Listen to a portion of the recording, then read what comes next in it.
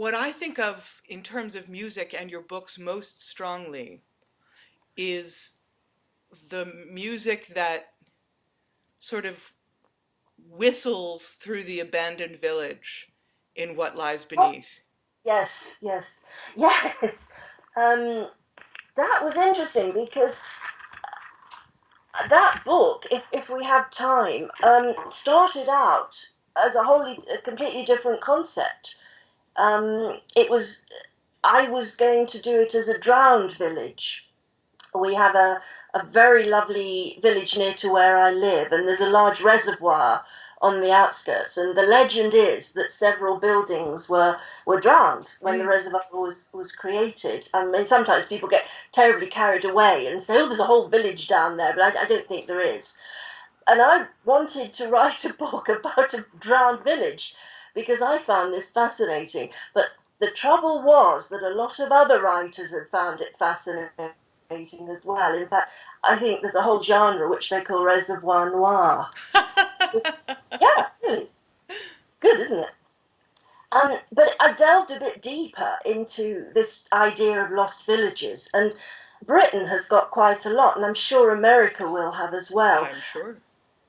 For us, the villages are usually lost or die because of disease, the plague, or coastal erosion, the sea reclaiming its own, or motorways. More recently, motorways are built through them. And I began to think maybe there was something there for a plot. And then I came upon a poem by Oliver Goldsmith, which was written in the 1770s, called The Deserted Village. And one of the lines is, silent bats in drowsy clusters cling to those poisoned fields. And I thought, oh, could any writer be given a better image? But from there, coming back to the music, I discovered that an opera had been written in the 1800s based on the poem. And it was also called The Deserted Village. And that's how I got the idea of the village, which you described as the poisoned village, which I love in the blurb for the book. Yeah. I love that.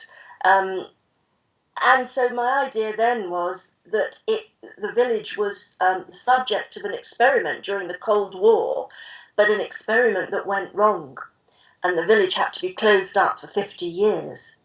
And so I was able to bring together the Goldsmith poem with that wonderful line and the music from the opera that was written on the poem.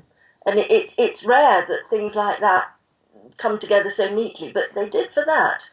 And there I was with a poisoned village that had to be shut away for 50 years and all sorts of secrets at its heart. And I was able to finally write the book I'd wanted to write.